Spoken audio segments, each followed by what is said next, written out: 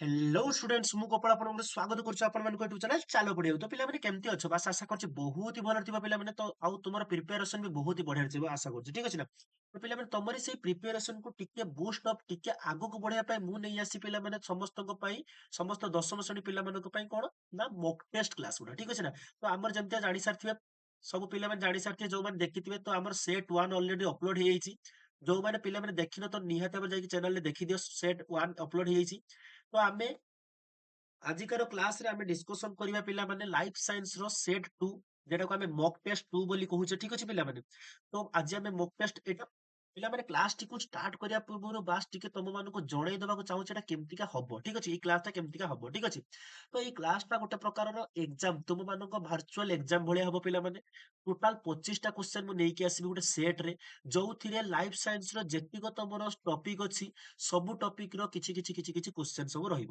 ଠିକ ଅଛି ତ ପ୍ରତ୍ୟେକ କ୍ୱେଶ୍ଚନରୁ ତମମାନଙ୍କୁ ଆନ୍ସର ଦେବାକୁ ପଡିବ ପିଲାମାନେ ଆଉ ଲାଷ୍ଟରେ ମତେ ଜଣେଇବାକୁ ପଡିବ ନା ସାର୍ ଆମର ପ୍ରତ୍ୟେକ କ୍ୱେଶ୍ଚନରେ କେତେ ରହିଲା ତ ମତେ ଏଇଟା ତମକୁ କମେଣ୍ଟ କରିବାକୁ ଦବାର ଅଛି ତମକୁ ଏଟାକୁ ତମକୁ ମାନେ କଣ ତମର ଏଟା କାମ ଠିକ ଅଛି ତ ନିହାତି ଭାବରେ ଚ୍ୟାନେଲଟିକୁ ସବସ୍କ୍ରାଇବ କରିଦେବେ ବେଲ ଆଇକନକୁ ଅଲରେ ସେଟ୍ କରିଦେବେ କାହିଁକି ନା ଏମିତିକା ନିହାତି ଭାବରେ ତମମାନଙ୍କୁ ହେଲ୍ପ କରିବା ପାଇଁ ମୁଁ ବହୁତ ଗୁଡା କଣ୍ଟେଣ୍ଟ ନେଇକି ଆସିବାକୁ ଯାଉଛି କେମିତିକା ତମର ଗେସ୍ ମାରିପାରିବ ଗେସ୍ ରେ କେମିତିଆ ଢାବା ମାରନ୍ତି କେମିତିଆ ମାନେ କାଲକୁଲେଟିଭ ଢାବା କେମିତିଆ ମରାଯାଏ ଠିକ ଅଛି ତ ନିହାତି ଭାବରେ ଏଇ ସବୁ କ୍ଲାସ ଗୁଡା ନେଇକି ଆସିବାକୁ ଯାଉଛି ନିହାତି ଚ୍ୟାନେଲଟିକୁ ସବସ୍କ୍ରାଇବ କରିଦବ ବେଲ ଆଇକନକୁ ଅଲରେ ସେଟ୍ କରିଦବ କାହିଁକି ନା ତମେ ଯଦି ସେଇଟା କରିବ ତେବେ ତମ ମାନଙ୍କୁ ଯେବେ ବି ମୁଁ ଭିଡିଓ ଅପଲୋଡ କରିବି ପ୍ରଥମେ ଯାଇକି ତମ ମାନଙ୍କ ପାଖରେ ପହଞ୍ଚିବ ଠିକ ଅଛି ଆଉ ହଁ ପିଲାମାନେ ଯଦି ତମେ ବେନିଫିଟ୍ସ ପାଇନ ତମେ ଏପର୍ଯ୍ୟନ୍ତ ଆମ ଚ୍ୟାନେଲରୁ ତ ନିହାତି ଭାବରେ ଏଇ ନମ୍ବର 7205892090 ଏଇ ନମ୍ବରରେ ପିଲାମାନେ ମତେ କଲ୍ କିମ୍ବା ମେସେଜ କର ହ୍ୱାଟ୍ସଆପ ରେ ମୁଁ ତମକୁ ଗୋଟେ ଗ୍ରୁପ ରେ ଜଏନ କରିଦେବି ଯେ ଗ୍ରୁପ ରେ ପୁରା ଓଡିଶାର 10th ପିଲାମାନେ ସବୁ ଜଏନ ହେଇକି ଅଛନ୍ତି ବହୁତ ଛୋଟ ପରିବାର ଆମର ମାନେ ତମେ ଆସିଲେ ଟିକେ ବଡ ହେଇଯିବ ଠିକ ଅଛି ତ ସେଇ ଗ୍ରୁପ ରେ ମୁଁ ତମକୁ ନିହାତି ଭାବରେ ପ୍ରୋଭାଇଡ କରିବାକୁ ଯିବି କଣ ନା ସବୁ ପ୍ରକାର ପିଡିଏଫ ସବୁ ପ୍ରକାର କ୍ଲାସ ପିଡିଏଫ ଠିକ ଅଛି କ୍ଲାସ ପିଡିଏଫ ସହିତ ସହିତ ସବୁ ପ୍ରକାର ପ୍ରାକ୍ଟିସ କ୍ୱେଶ୍ଚନ ପିଲାମାନେ ପ୍ରୋଭାଇଡ କରିବାକୁ ଯିବି ଆଉ ଇମ୍ପୋର୍ଟାଣ୍ଟ ସିଲେକ୍ଟିଭ କ୍ୱେଶ୍ଚନ ମଧ୍ୟ ପ୍ରୋଭାଇଡ କରିବାକୁ ଯିବି ତ ନିହାତି ଭାବରେ ଚ୍ୟାନେଲଟିକୁ ସବସ୍କ୍ରାଇବ କରିଦବ ଆଉ ବେଲ ଆଇକନକୁ ଅଲରେ ସେଟ୍ କରିଦବ ତମେ କୁହ ସାର୍ କେତେଥର କହିଲେଣି ସବସ୍କ୍ରାଇବ କରିବା କଥା ନା ଟିକେ କରିଦବ ଅଳ୍ପ ଅଛି ମାତ୍ର 100 ସବସ୍କ୍ରାଇବର ହବା ପାଇଁ ବାସ୍ 20ଟା ସବସ୍କ୍ରାଇବର ବାକି ଅଛି ତମେ ମାନେ କରିଦେଲେ ହେଇଯିବ ଠିକ ଅଛି ଆଚ୍ଛା ତ ବିନା ଟାଇମ ୱେଷ୍ଟ କରିକି ଚ୍ୟାନେଲଟିକୁ ଭିଡିଓଟିକୁ ଷ୍ଟାର୍ଟ କରିବା ପିଲାମାନେ ଫାଷ୍ଟ କ୍ୱେଶ୍ଚନ ପିଲାମାନେ ତମ ସ୍କ୍ରିନ ଉପରେ ଅଛି ଆଉ ତମେ ଆନ୍ସର କର କେଲଭିନ ଚକ୍ରର କେଉଁ ପର୍ଯ୍ୟାୟରେ ଗ୍ଲୁକୋଜ ସଂଶ୍ଲେଷଣ ଘଟେ ପିଲାମାନେ ମୁଁ ଏକ୍ସପ୍ଲାନେସନ କମ କରିବି କାରଣ ଏକ୍ସପ୍ଲାନେସନ ଭିଡିଓ ଅଲରେଡି ମୁଁ ଛାଡି ଦେଇଛି ଚ୍ୟାନେଲରେ ଯଦି ଏକ୍ସପ୍ଲାନେସନ ଯଦି କରିବାକୁ ଚାହୁଁଛ ପ୍ରତ୍ୟେକ ଟପିକ ୱାଇଜ ତ ନିହାତି ମୋ ଚ୍ୟାନେଲରେ ଯାଇକି ଭିଜିଟ କରିପାରିବ ଠିକ ଅଛି ତ ଏବେ ମୁଁ ଖାଲି ଆନ୍ସର କ୍ୱେଶ୍ଚନ ପଢିବି ଆନ୍ସର ଦେବି କ୍ୱେଶ୍ଚନ ପଢିବି ଆନ୍ସର ଦେବି ଆଉ ତା ପୂର୍ବରୁ ତମେ ଆନ୍ସର ଦେବାକୁ ପଡିବ ଠିକ ଅଛି ଆଉ ତମେ କମେଣ୍ଟ କରିକି ମତେ ଜଣେଇବ ଲାଷ୍ଟରେ ଓକେ କେଲଭିନ ଚକ୍ରର କେଉଁ ପର୍ଯ୍ୟାୟରେ ଗ୍ଲୁକୋଜ ସଂଶ୍ଲେଷିତ ହୋଇଥାଏ ଜଲ୍ଦି ପିଲାମାନେ କମେଣ୍ଟ କର ପିଲାମାନେ ଜଲ୍ଦି sir option B is the right answer ଦ୍ୱିତୀୟ ପର୍ଯ୍ୟାୟରେ option B is the right answer ଦ୍ୱିତୀୟ ପର୍ଯ୍ୟାୟରେ ଓକେ ନେକ୍ସଟ କ୍ୱେଶ୍ଚନ ପିଲାମାନେ ନା କଣ ପାଇରୁଭିକ ଅମ୍ଳ କେଉଁଠାରେ ଇଥାନଲରେ ପରିଣତ ହେଇଥାଏ ଯୋଉ ପାଇରୁଭିକ ଅମ୍ଳଟା କେଉଁ ଜାଗାରେ ଇଥାନଲରେ ପରିଣତ ହେଇଥାଏ ଜଲ୍ଦି ପିଲାମାନେ କମେଣ୍ଟ କର ନା 2 number option A is the right answer ଇଷ୍ଟ କୋଷରେ କୋଉଥିରେ ପିଲାମାନେ ଇଷ୍ଟ କୋଷରେ ପରିଣତ ଇଷ୍ଟ କୋଷରେ ଇଥାନଲରେ ପରିଣତ ହେଇଥାଏ ଠିକ ଅଛି ଓକେ ନେକ୍ସଟ କ୍ୱେଶ୍ଚନ ପିଲାମାନେ ତମ ସ୍କ୍ରିନ ଉପରେ ଅଛି ଗୋଟେ ଜୁମ କରିଦବା ପିଲାମାନେ ତମକୁ ଦେଖାଯିବା ଦରକାର ନାଇଁ କି ହଉ 3 ନମ୍ବର କ୍ୱେଶ୍ଚନ କଣ କହିଲା ନା କାହା ମଧ୍ୟ ଦେଇ ଉଚ୍ଛେଦନ ହୋଇଥାଏ ହୁଏ ନାହିଁ ହୋଇନଥାଏ କାହା ମଧ୍ୟ ଦେଇ ଉଚ୍ଛେଦନଟା ହୁଏ ନାହିଁ ଜଲ୍ଦି ପିଲାମାନେ କମେଣ୍ଟ କର 3 number option C is the right answer ମୂଳ ଲୋମ ଦ୍ଵାରା ଉଚ୍ଛେଦନ ହୋଇନଥାଏ ମୂଳ ଲୋମ ଦ୍ଵାରା ଉଚ୍ଛେଦନ ହେଇ ନଥାଏ ନେକ୍ସଟ ପିଲାମାନେ ନେକ୍ସଟ କ୍ୱେଶ୍ଚନ କଣ କହିଲା ନା ମାଲପିଜିଆନ ନଳିକା କାହାର ରେଚନ ଅଙ୍ଗ ମାଲଫିଜିଆନ ନଳିକା କେମିତି ବେଙ୍ଗର କେମିତି ହବ ଆମେ ପଢିଛେ ନା ଏଇଟା ଗୋଟେ ପଢିଛେ ନା ଏଇଭଳିଆ ଯୋଉ ଚିତ୍ରଟା ମନେ ପଡୁଛି ପିଲାମାନେ ନେକ୍ସଟ ଏଇ ଯୋଉ ପାର୍ଟ 1 ରେ ଯୋଉ ଆମର ମକ୍ ଟେଷ୍ଟ 1 ରେ ଆମେ ଏଇ କ୍ୱେଶ୍ଚନ ଟାକୁ ଡିସ୍କସନ କରିଥିଲେ ମନେ ପକାଉ ଟିକେ ତ option C is the right answer ମଣିଷ option C is the right answer ପିଲାମାନେ ମଣିଷ option C is the right answer କଣ ହବ ପିଲାମାନେ ମଣିଷ ମଣିଷ ମାଲଫିଜିଆନ ନଳିକା ଗୋଟେ ମଣିଷର ରେଚନ ଅଙ୍ଗ ଠିକ ଅଛି ଟିକେ ପିଲାମାନେ ରହିଯାଉ ଏଟା ମଣିଷ ହବନି ଝିଣ୍ଟିକା ହବ ପିଲାମାନେ କଣ ହବ ପିଲାମାନେ ଝିଣ୍ଟିକା option D is the right answer option D option D is the right answer okay କଣ କହିଲା ତାପରେ ପିଲାମାନେ ଆସିছে 4 ନମ୍ବର କ୍ୱେଶ୍ଚନ କଣ କହିଲା ନା ମାଲଫିଜିଆନ ନଳିକା କାହାର ରେଚନ ଅଙ୍ଗ option D is the right answer କଣ ଝିଣ୍ଟିକା ମାଲଫିଜିଆନ ନଳିକାଟା ଗୋଟେ କଣ ନା ଝିଣ୍ଟିକାର ରେଚନ ଅଙ୍ଗ ନେକ୍ସଟ କ୍ୱେଶ୍ଚନ ପିଲାମାନେ ଦେଖ ଆଣ୍ଟି ଡାୟୁରେଟିକ ନାମରେ ପରିଚିତ ହରମୋନଟି କିଏ ଆଣ୍ଟି ଡାୟୁରେଟିକ ନାମରେ ପରିଚିତ ହରମୋନଟି କିଏ ଜଲ୍ଦି ପିଲାମାନେ କମେଣ୍ଟ କର option B is the right answer କଣ oxytocin oxytocin option B is the right answer oxytocin. Next question ପିଲାମାନେ ପୁଣି ତମ ସ୍କ୍ରିନ ଉପରେ ଅଛି। ଲାଳ କ୍ଷରଣ କାହାର ପ୍ରତିକ୍ଷେପ କ୍ରିୟା ଦ୍ଵାରା ପରିଚାଳିତ ହେଇଥାଏ? ଏଇ ଯୋଉ ଲାଳ କ୍ଷରଣଟା କାହାର ପ୍ରତିକ୍ଷେପ ପ୍ରକ୍ରିୟା କ୍ରିୟା ଦ୍ଵାରା କାର୍ଯ୍ୟକାରୀ ହୋଇଥାଏ, କ୍ରିୟା ପରିଚାଳିତ ହେଇଥାଏ? ଜଲ୍ଦି ପିଲାମାନେ କମେଣ୍ଟ କରନା। ଅପସନ 6 ନମ୍ବର କୋଉଟା ହବ? Option A is the right answer ସ୍ନାୟୁତନ୍ତ୍ର ଦ୍ଵାରା ପରିଚାଳିତ ହେଇଥାଏ ପିଲାମାନେ। Option A is the right answer ସ୍ନାୟୁତନ୍ତ୍ର ଦ୍ଵାରା ପରିଚାଳିତ ହୋଇଥାଏ। ଓକେ, ତାପରେ ନେକ୍ସଟ କ୍ୱେଶ୍ଚନ ପିଲାମାନେ କଣ କହିଛି ନା ମଣିଷ କେଉଁଟି ଉଦ୍ଭିଦର ଉପଜାତ ପଦାର୍ଥ ନୁହଁ? କେଉଁଠି ଉଦ୍ଭିଦର ଉପଜାତ ପଦାର୍ଥ ନୁହଁ? ପିଲାମାନେ ଜଲ୍ଦି ପିଲାମାନେ କମେଣ୍ଟ କର। 7 ନମ୍ବର କେଉଁଟି ଉଦ୍ଭିଦର ଉପଜାତ ପଦାର୍ଥ ନୁହଁ? ଜଲ୍ଦି ପିଲାମାନେ କମେଣ୍ଟ କର। Sir urea. ୟୁରିଆଟା ଗୋଟେ ଉଦ୍ଭିଦର ଉପଜାତ ପଦାର୍ଥ ନୁହଁ ପିଲାମାନେ। କିଛି ପିଲାମାନେ କହିବେ ସାର୍ କଣ କ୍ଷୀରଟା ଗୋଟେ ଉଦ୍ଭିଦର ଉପଜାତ ପଦାର୍ଥ କି? ନା ସାର୍, ସିଏ ଏଟା ଯୋଉ ତମେ ଖାଇବା କ୍ଷୀର କଥା ସିଏ କହୁନାହିଁ, ଠିକ ଅଛି ନା? ଉଦ୍ଭିଦର ଯୋଉ ଗୋଟେ ଗୋଟେ ରସ ଭଳିଆ ବାହାରିଥାଏ ସେଇଟାକୁ ସିଏ କହୁଛି। ତ ସେଟା କଣ? Option C is the right answer. ନା ୟୁରିଆଟା ଗୋଟେ ଉଦ୍ଭିଦର ଉପଜାତ ପଦାର୍ଥ ନୁହଁ। କ୍ଷୀର ମାରିଦେଇକି ଆସିବନି ପିଲେ, ଠିକ ଅଛି? ନେକ୍ସଟ କ୍ୱେଶ୍ଚନ ପିଲେ କଣ ନା ସୁସ୍ଥ ମଣିଷର ମୂତ୍ରରେ କେଉଁ ଉପାଦାନଟି ନଥାଏ? ସୁସ୍ଥ ମଣିଷର ଅବଭିୟସଲି ଲୁଣ ତ ଥାଏ, ନିହାତି ଥାଏ। ୟୁରିକଟା ରହିବା ଦରକାର, ୟୁରିକ ଏସିଡ ବି ରହିବା ଦରକାର। କିନ୍ତୁ ଗ୍ଲୁକୋଜଟା ଯଦି ଚାଲିଯିବ କହିଲ, ଗ୍ଲୁକୋଜଟା ଆମ ଶରୀରରେ କଣ କରିଥାଏ? ଭଲ କାମ କରିଥାଏ। ଭଲ ଗ୍ଲୁକୋଜଟା ଆମ ଶକ୍ତି ଦେଇଥାଏ। ତ ଗ୍ଲୁକୋଜଟା ଯଦି ମୂତ୍ର ଦେଇକି ଚାଲିଯିବ ତେବେ ଆମ ଶରୀରର କିଛି ହବ କି? ବୁଝିପାରୁଛ ନା? ତ ଗ୍ଲୁକୋଜର ଗୋଟେ ମାନେ ଗୋଟେ ନଲେଜ, ତମେ ଅଣ୍ଡରଷ୍ଟାଣ୍ଡିଂ ନଲେଜ ଲଗେଇକି ତମେ ଆନ୍ସର ଦେଇପାରିବ, ଠିକ ଅଛି? ଆଣ୍ଟିବଡି କେଉଁଠି ଥାଏ? ଆଣ୍ଟିବଡି କେଉଁଠି ଥାଏ? କୋଉ ଜାଗାରେ ଆଣ୍ଟିବଡି ଜଲ୍ଦି ଥାଏ କହିଲେ ଦେଖିବେ ପିଲାମାନେ? କମେଣ୍ଟ କର ଜଲ୍ଦି। କୋଉଠି ଥାଏ? ନା option A is the right answer plasma ଠାରେ ଥାଏ। କୋଉଠି ଥାଏ ପିଲାମାନେ? ପ୍ଲାଜମା ଠାରେ ଥାଏ। Option A is the right answer. Option A is the right answer. ଟିକେ ରହିଯାଅ ପିଲେ। ହଁ, option A is the right answer. Next question ପିଲାମାନେ କେଉଁ ଏନଜାଇମ କୁ ଉପଯୋଗ କରି ପ୍ରୋଟିନ ଗତି ସକ୍ଷମ ବଳ ଏଟିପି ସୃଷ୍ଟି କରେ? ସେ ଭଲସେ କ୍ୱେଶ୍ଚନ ପଢ। କେଉଁ ଏନଜାଇମ କୁ ଉପଯୋଗ କରି ପ୍ରୋଟିନ ଗତି ସକ୍ଷମ ବଳ ଏଟିପି ପ୍ରସ୍ତୁତ କରିଥାଏ? ଜଲ୍ଦି ପିଲାମାନେ କମେଣ୍ଟ କର। 10 number option A is the right answer. କଣ? ସିନ୍ଥେଜ ହେଲା। ତାର ନେକ୍ସଟ କ୍ୱେଶ୍ଚନ କହିଛି କଣ? ଡିମ୍ବ ସ୍ୱର୍ଗ ପରେ କଣ? ଗ୍ରାଫିଆନ ଫିଲିକନ ସ୍ଥାନରେ କଣ ସୃଷ୍ଟି ହୁଏ? ଡିମ୍ବ ସ୍ୱର୍ଗ ପରେ ଗ୍ରାଫିଆନ ଫିଲିକନ ସ୍ଥାନରେ କଣ ସୃଷ୍ଟି ହେଇଥାଏ ପିଲାମାନେ? 11 ନମ୍ବର ଯଦି ଆମେ ଦେଖିବା ନା କଣ? ଦ୍ୱିତୀୟକ ଫିଲିକନ ସୃଷ୍ଟି ହେଇଥାଏ। ଦ୍ୱିତୀୟକ ଫିଲିକନ। ଏଟା ନୁହଁ, ଜନା ନୁହଁ, ପର୍ପସ ବି ନୁହଁ, କରେନା ବି ନୁହଁ। ଏଟା ହେଲା option C is the right answer. ଦ୍ୱିତୀୟକ ଫିଲିକନ ସୃଷ୍ଟି ହେଇଥାଏ ହେଲା। ଗ୍ରାଫିଆନ ଫିଲିକନ ସ୍ଥାନରେ କଣ ସୃଷ୍ଟି ହେଇଥାଏ? ଦ୍ୱିତୀୟକ ଫିଲିକନ ସୃଷ୍ଟି ହେଇଥାଏ। ନେକ୍ସଟ କ୍ୱେଶ୍ଚନ ପିଲାମାନେ 12 ନମ୍ବର କ୍ୱେଶ୍ଚନ ଗର୍ଭାବସ୍ଥା ବଜାୟ ରଖିବାକୁ କେଉଁ ହରମୋନ ସହାୟକ ହେଇଥାଏ ପିଲାମାନେ? ଗର୍ଭାବସ୍ଥାଟାକୁ ଆମର ବଜାୟ ରଖିବାକୁ କୋଉ ହରମୋନଟା ସହାୟକ ହେଇଥାଏ ପିଲାମାନେ? 12 ନମ୍ବର ଅପସନ କଣ? ଇଷ୍ଟ୍ରୋଜେନ? ନା ଏଟା ହବନି। ଟେଷ୍ଟୋଷ୍টেরন ଏଟା ନୁହଁ। ଏଡ୍ରିନାଲିନ ଏଟା ବି ନୁହଁ। ଏଟା କଣ? ଏଇଟା ହବ। Option B is the right answer. Option B is the right answer. କଣ ହବ?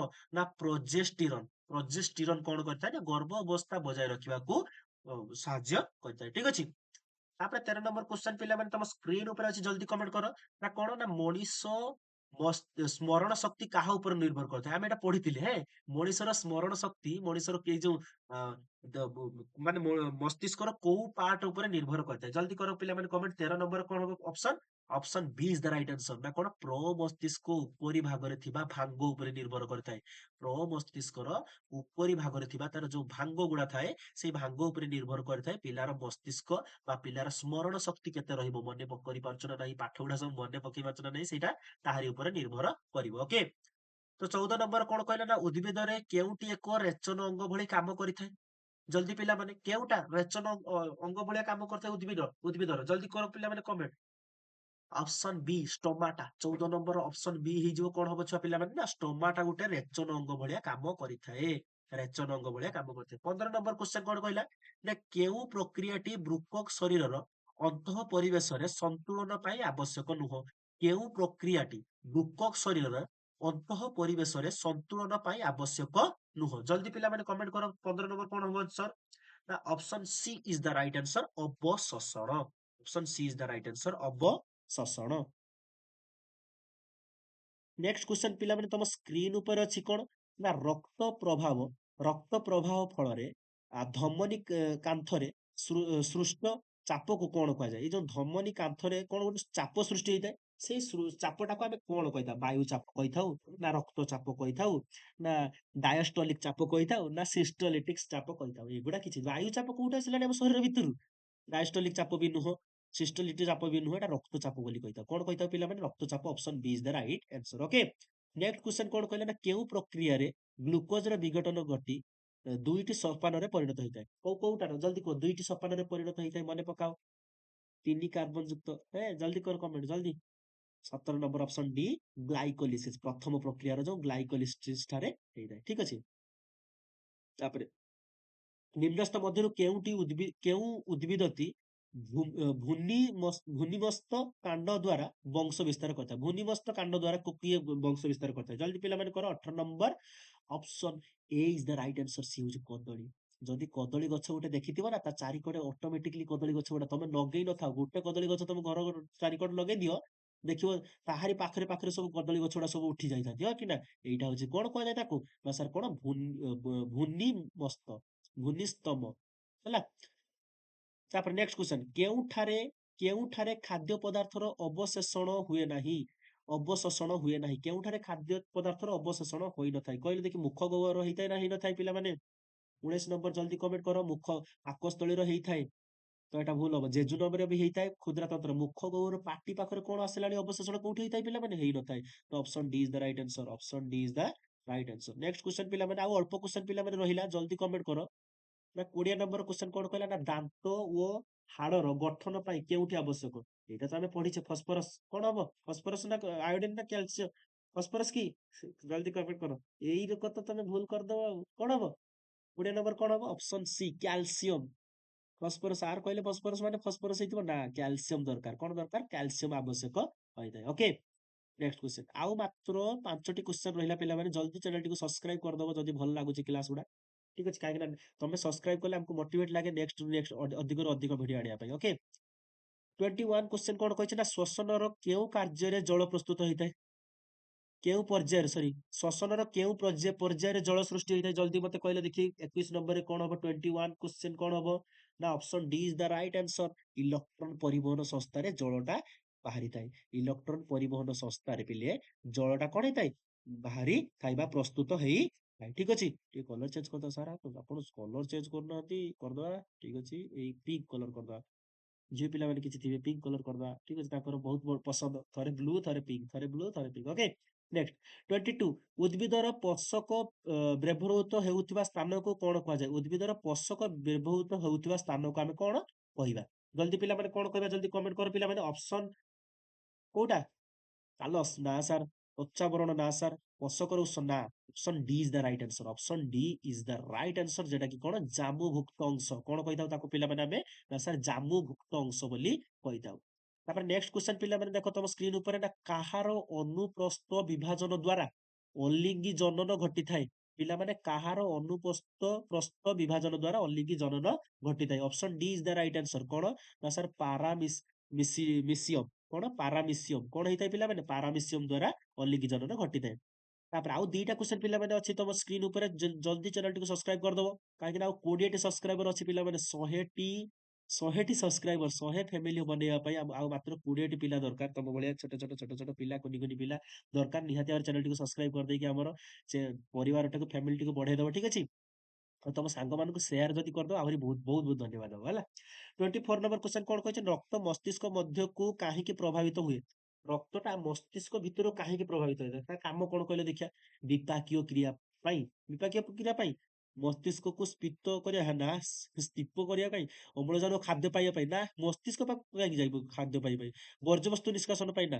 Option D is the right answer. କଣ? ବିପାକୀୟ କ୍ରିୟା କରିବା ପାଇଁ। ସବୁ ବିପାକୀୟ କ୍ରିୟା କରିବା ପାଇଁ, ସେଥିପାଇଁ ସେ ପହଞ୍ଚିଥାଏ। ଓକେ, ଲାଷ୍ଟ କ୍ୱେଶ୍ଚନ ପିଲାମାନେ କଣ? କେଉଁ ହରମୋନ ରକ୍ତରେ ସିଏ ବା କ୍ୟାଲସିୟମ ଓ ଫସଫରସର ପରିମାଣ ସ୍ଥିର କରିଥାଏ? କେଉଁ ହରମୋନ ରକ୍ତରେ କ୍ୟାଲସିୟମ ଓ ଫସଫରସର ପରିମାଣ ସ୍ଥିର କରିଥାଏ? ଜଲ୍ଦି ପିଲାମାନେ କୁହ, କମେଣ୍ଟ କର ପିଲାମାନେ। ନା ସାର୍ କଣ? ଇନସୁଲିନ ନା ଇନସୁଲିନ ନୁହଁ, ଗ୍ଲୁକାଗନ ବି ନୁହଁ, ସମା ସମାଟୋଷ୍ଟାଟିନ ବି ନୁହଁ। Option B is the right answer, option B is the right answer. କଣ? ପାରାଥର୍ମନ। ଠିକ ଅଛି, ତ ଆଜି ପିଲାମାନେ, ଆଜି ପାଇଁ ଏତିକ ପିଲାମାନେ। ଟୋଟାଲ 25ଟା କ୍ୱେଶ୍ଚନ ମୁଁ ନେଇକି ଆସିଥିଲି ମକ୍ ଟେଷ୍ଟ 2ରେ। ଆମେ ପାଖାପାଖି ଏକ୍ସାମ ପୂର୍ବରୁ ପ୍ରତ୍ୟେକ ଦିନ ହବ, ଯଦି ମୋର ଯଦି ସମୟ ହବ, ମୁଁ ଦିନକୁ 2ଟା ଲେଖାଏଁ ବି ଭିଡିଓ ଅପଲୋଡ କରିଦେବି।